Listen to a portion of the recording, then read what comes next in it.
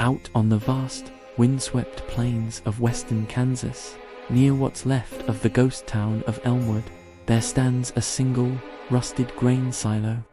Its metal walls are buckled, and its ladder is half collapsed.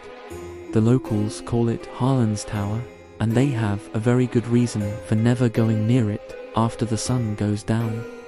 Because that's when the whispering begins. It all started back in the summer of 1953.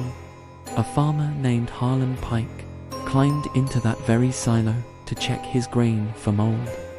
A moment later, his wife heard a sudden, heavy thud, followed by an unnerving silence.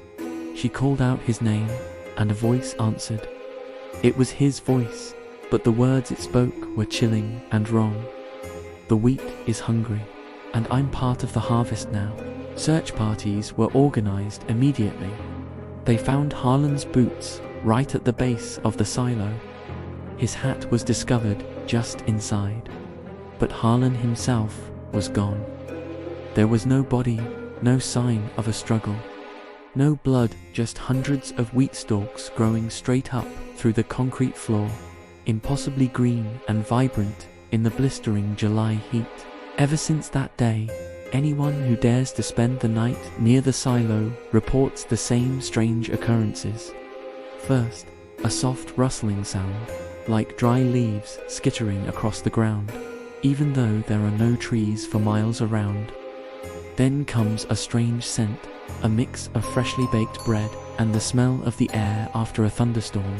And finally, a man's voice, barely a whisper on the wind, murmuring the names of long-dead neighbors, or sometimes even your own. In 2011, a documentary crew decided to investigate. They set up sensitive audio recorders all around the silo and left them running overnight.